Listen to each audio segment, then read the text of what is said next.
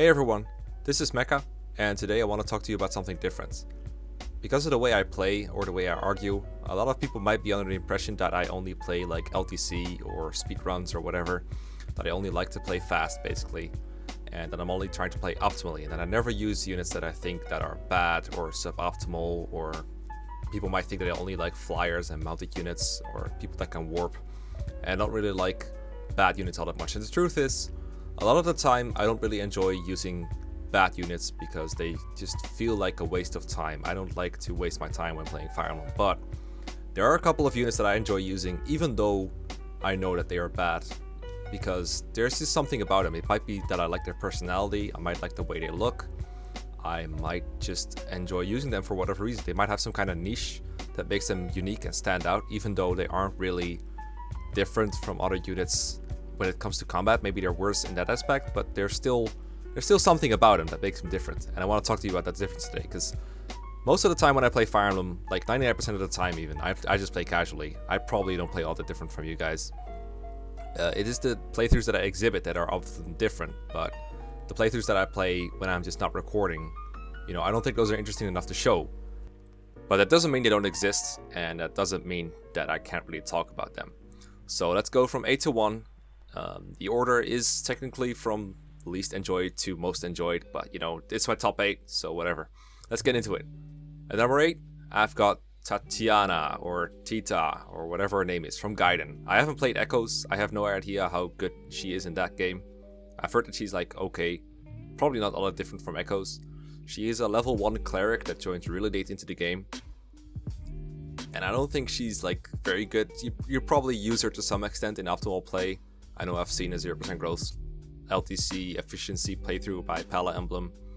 I forgot how much she uses Tatiana. But I know she joins at like level 1 and she has Physic at base level.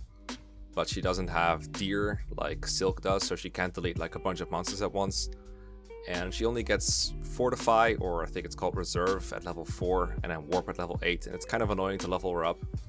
But I find it worth it to do it. I throw her at a couple of like wild encounters of monsters. I know those entombed guys that give like a bunch of XP. I just have her spam Resire those and level up, because I just really enjoy having both Fortify and Warp available to me for the latter, last little bit of the game. There's not a whole lot left, but it's so inconvenient, it's so annoying to use Silk honestly at that point in the game. Like, I enjoyed the challenge early on of managing Silk's HP, trying to keep her alive, trying to use my hit points wisely basically. But when Tatiana is there, I'm like, screw it, I'm just gonna get Physic. Now, if you've played Echoes, so you've probably used like Cleric Fae to just heal Silk and just get around this problem altogether. But as old school Gaiden players, we need something different, and I just want Tatiana to be there.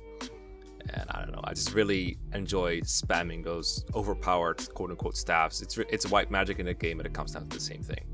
So I really enjoy Tatiana, and that's why she's at 8, because it's really overpowered to have that level of white magic late in the game.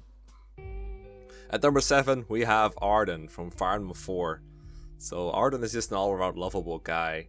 He's just like, he has so many lines in the game. The creators were obviously kind of screwing around when they wrote him. They knew he wouldn't be good, but they gave him like a ton of lines where he's like, oh, I wish I wasn't so slow, or I wish I could get a chick and get married and stuff. It's like so sad. I am so sadistic sometimes for myself. I torture myself sometimes. I tried to solo Gen 1 with Arden once. Now, this wasn't easy because the first obstacle was that I couldn't get the speed ring from the village. It would just burn down before he got there. Because in order to play safe enough, I had to like slow down a lot, and because of that, he just kind of, he would either die or the village would burn down. So I hacked him to get like, I think I gave him a little bit of extra defense, and I gave him the life skill. I think it's also known as Renewal, where he just gains a little bit of HP at the start of every turn, and that made it worth it. Or I wouldn't say worth it, but it made him better, and because of that I managed to like beat the game. Then like in chapter 4 I hit a roadblock, also known as a mountain range, that he just couldn't cross, so I still had to use Secret, unfortunately. I had to cheat and use Secret anyway, because wind mages are just a bit too strong for Arden. But Arden is not actually too bad if you can actually get his his slow butt to combat, because he does have access to swords, which are really good in Fire Emblem 4. You can use the hero sword. He has a lot of money because he's not like he doesn't need to buy anything expensive. The pursuit ring falls right into his lap. He's the one who finds it, so I figured finders keepers, let's just have him use it. And even though he is slow, he can double enemies with lances and axes because they're even slower than he is. And he can actually quadruple them and take them out with the hero sword. And again, gotta shout out to Pala Emblem because she actually managed to use Arden to kill like a bunch of pirates in chapter 3, and it was hilarious. And that actually showed that Arden was better than certain other units in FE4. And come to think of it, while we're at FE4, let's talk about number 6, which is Tiltu from FE4. I think she has a slightly different name in Heroes, I don't remember, but Tiltu is also really fun to use in FE4 for similar-ish reasons. She has very low movement and then some other fun things to toy with. The fun thing with Arden is like he just doesn't die. Tiltu is very different, she dies very quickly. But she also has Wrath, and Wrath is just so much fun to play with. When Tiltu gets hit, she just tends to do like so much damage with Thoron, because that thing has like 20 might and her base magic is like but it's enough to want to kill the pirates that she fights when she first joins. And I think her joining situation is just interesting. Tiltu is like your only way to really deal a bunch of damage between the two, because Claude doesn't have a tome with him, he also doesn't have pursuit, so even if he did, he wouldn't do a whole lot. But it's kind of interesting to see like what can I do with Tiltu without getting her killed. Can I make use of Wrath, or do I need to heal her? As this FE4, most of it is like a Sigurd stomp. This kind of joining situation is kind of unique. I wish it had that more, where you have to manage a group of units for a little bit before, you know, joining them up with Seliph and watching Seliph or Sigurd just destroy everything. So I think that's really interesting. Of course, Bridget is down there as well. You can use Bridget as a wall in front of Tiltu, and then use Tiltu to hit from behind Bridget to kill pirates and stuff. You want to feed her XP. It's all doable. It's like, it's not efficient. Like if you're playing efficiently or LTC, you get Sigurd over there in like 2 turns, you seize the chapter and it's done. But if not, then Tiltu is fun to use. I also think Tiltu has like great aesthetics overall. I just really love her color scheme. And I also like how Wrath lets her get infinite tries at the arena. Because when you lose at the arena in FE4, you go down to 1 HP. If my voice cracks, that's just me talking a lot. But yeah, if she dies, she ends up at 1 HP and you can just try again. And if the enemy misses her, you can just, she activates Wrath because she's so low on HP. And usually she will kill. Now, I know there's enemies in the arena where she has to like dodge the enemy, then hit a Wrath hit, and then dodge twice again and then hit again like a Swordmaster or something. That sucks. But I have reset for that before because there's no reason not to do it. You can just keep trying until she runs out of Thoron uses, which is never, because it has 50 uses and, you know, repairing it doesn't really break the bank or anything. But yeah, Tiltu really fun to use. Really bad, but really fun to use. I think Tiltu is probably the worst unit in Gen 1, arguably. Now at number 5, we have Myrrh from Sacred Stones, or FE8. Myrrh is just so satisfying to use because her level ups are so good. Like, who doesn't love that sound of like ping, ping, ping, ping, and everything goes up, and then HP goes up by 2, and defense goes up by 2, and she just becomes more invincible with every level because, you know, her base stats look really bad, but the Dragonstone bonuses give her so much bulk and so much attacking power. And the Dragonstone itself is also just a really good weapon with, I think it has like 18 might, and it hits triple effectiveness on monsters. It's just so strong. She one-shots almost everything besides like Draco zombies and, you know, some bosses. Like, holy shit, she's so strong. Of course, like, again, in a low tier count playthrough, there's no real use for Myrrh. She only has 6 move. And at that point, you should have like a 10 move Wyvern Knight that just takes care of all the combat. And Myrrh also doesn't have 1-2 range, so even if there were like important route maps left, which there are, you know, chapter 18, she can't really do a whole lot. If she had more movement, she could, but she doesn't. But if you're already committed to using Myrrh, like I am when I feel like using her, you just throw like the Feeler Shield and the boots on her. Now you have an 8 move unit that doesn't have a weakness to arrows and just destroys everything. At 1 range, but still. A lot of people complain that Myrrh only has 50 uses in the Dragonstone. Honestly, even when I use Myrrh, like casually, I tend to only run out, like, maybe when I kill the Demon King. I've had a playthrough before where I kill the Demon King, and then my stone breaks, right? And yeah, it sucks that you can't hammer in it, and I guess you can't use her in post-game, but who cares? I never really liked the post-game in Sacred Stones anyway. It's kind of dull. I kind of feel lonely when playing it. There's like no humans except like a couple of thieves. It's just monsters, come on. That's just, I don't know. And like, in post-game you want 1-2 range anyway, so I don't think it's that big of a deal. I like Myrrh. She's really fun to use. And while we're at FE8, I threw Loot here. Totally not because she's next to Myrrh. So, Loot from Fire Emblem Sacred Stones. I think for a lot of new players, Loot is like, wow, I can have this in chapter 4, because if you've played FE7, then you know Nino, and Lute is very similar to Nino. Like the way their stats are built, it's like low defense, low HP, but really high magic, and you're like, wow, this is really good.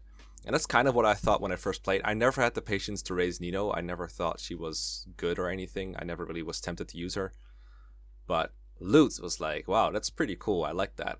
And, you know, if you play slowly, then Lute snowballs quickly enough. She gains enough attack speed to attack quickly. If you're like drafting or something, if you're trying to beat the queen quickly, then Myr has, or not Myr, well, I guess Myr also has some trouble doubling, but Lute, she just needs like a couple of points of speed, quite a few actually, to get to doubling. She's weighed down by fire by 1, and her base speed is also kind of ass, so I think it takes like 3 or 4 speed procs.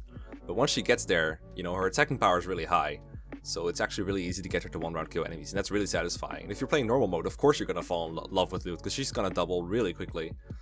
And of course I promoted her to Mage Knight. I might have done Sage on my first playthrough, but Mage Knight is much better. It actually has more attacking power than Sage, believe it or not, until like level 15, I think it is, and at that point the cap starts quote-unquote mattering. But I think the Mage Knight has a bit of promo bonus anyway, and it loses less speed from like Thunder, so huge Mage Knight is so much better. Mage Knight is the best, and Lute herself is like so much fun to use. It's just, I think at one point she starts one-shotting things. It's like, what the hell? It's so fun.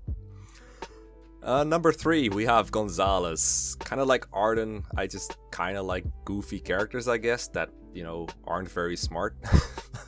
But they're like, I don't know, they're like adorable in a way.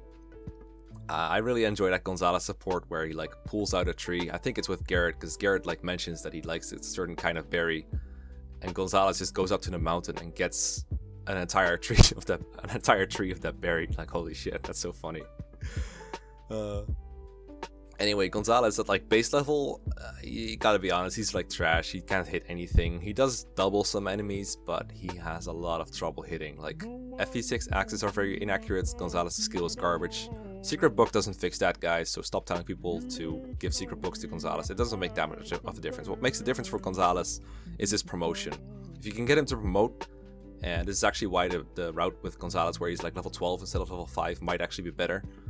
His promotion gives him like, for one, it gives him like +5 skill, so that alone is like +10 hit. Then he also has like the +30 crit, so now sometimes one hit is enough. He doesn't need to hit twice, he just needs to hit once. But he also gets a bunch of extra speed, so he might also double and then get 2 chances to hit. So either he can hit an enemy twice, or he can just crit once and the enemy just vanishes. So in a lot of ways, the promotion bonuses protect him against missing, and that's really good for Gonzalez. And that's a really good way to compensate for his weaknesses. But unfortunately, especially after promotion, Gonzalez is really heavy. Like, I don't think unpromoted mounted units can pick him up anymore. That's really annoying. That means that unless you're playing very slowly, you're playing like Roy pace, basically. You're just moving everyone full move. You're not making use of rescuing. Gonzalez is not going to be able to keep up. Like, no one is going to be able to get him to the front lines, and that really sucks.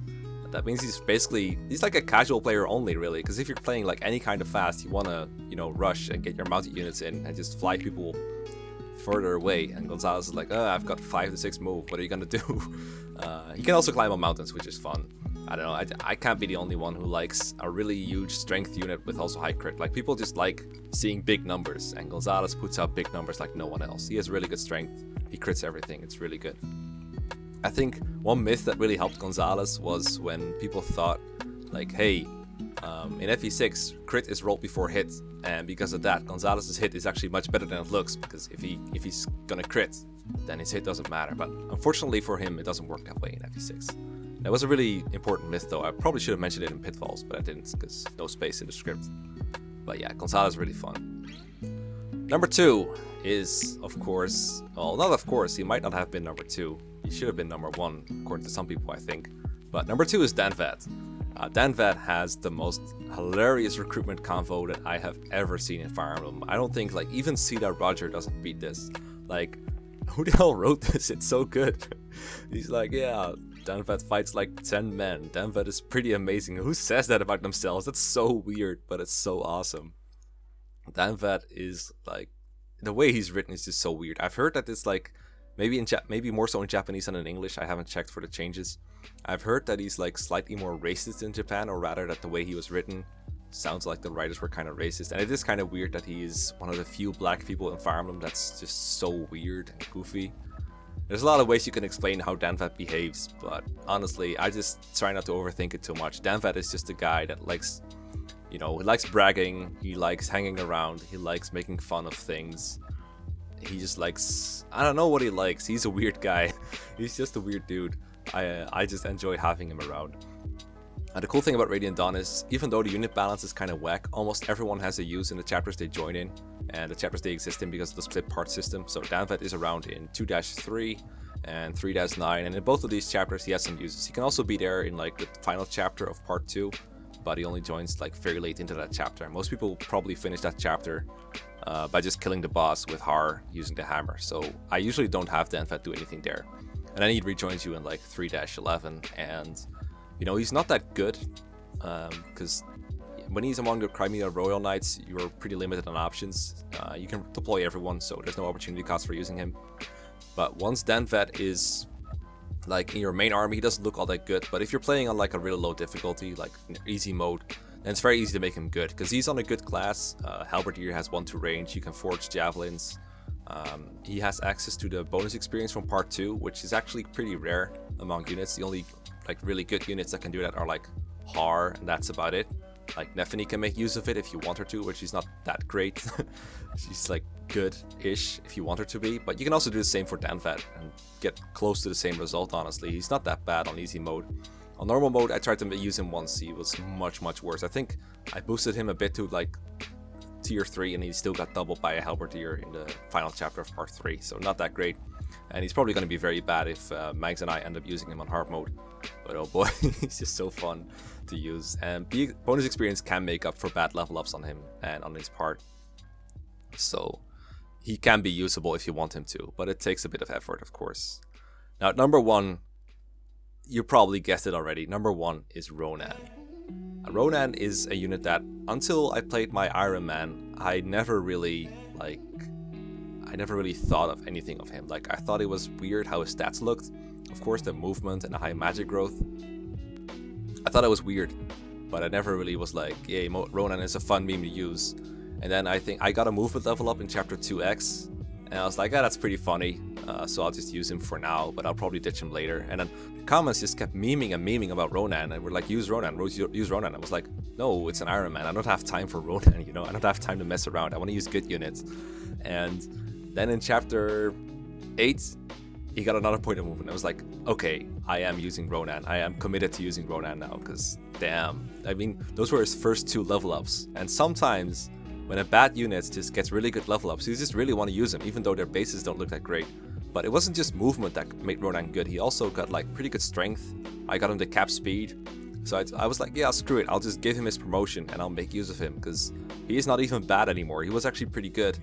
And he became the star of my playthrough, and everyone just loved seeing Ronin in action, getting his movement stars and his add with procs. It was a very wildly unpredictable unit, and the rest of my army for Thracia was pretty predictable. I was using all the mainstays, Fergus and Leaf, Asfel, Nana, all those units that everyone knows are good. But Ronin, I doubt people have seen a good Ronin before, so it was really something new and something fresh. And that was why it was so sad when Ronin actually bit the bullet, actually bit the dust in chapter 13. I was like, damn, that's so bad. It was so bad, I cut out. I remember when he had just died, I was at a loss for words, and I actually cut out myself. Like, I said something like assholes or something to the night when he moved or something, because I was like, damn. And instead I just put in this really smooth song that I loved by what's it called? It Looks at the Stars or something. I can't figure out the name of the band, but it was just, oh my god. Nothing really managed to capture my feelings so well on that death than that song. Like, Jesus. Oh my god, I was just so mad over Ronin dying for quite a bit, actually, because it was, again, just like most of my deaths in Thracia, it was unnecessary, but it happened anyway, and I was so sad over it. Damn. Just thinking about it now, it just makes me shake my head. Ronin was so much fun to use, and I am actually in a process of redoing this Iron Man run for myself. That's one of the casual things I'm doing. I'm a bit more relaxed on the rules. I do it like checkpoints, so every few chapters I get to save, because I was tired of redoing the first 3 chapters, because I knew how to play those perfectly. So now I can reset back to like every 3 or 4 chapters basically. And I had a good run going, and I am using Ronin. He hasn't gotten a point of movement yet, but I am gonna use him again. I want to finish the game with everyone alive, including Ronin. So yeah, those are the 8 units that I really enjoy using, even though they're pretty bad. I haven't used all of them like equally as much. Not all of them have been like very recent or anything, but these are units I have fond memories of that I wanted to share. So let me know what units you like to use, even though you know they aren't like the best ever or anything. And other than that, have a good day, like and subscribe. Bye, see ya.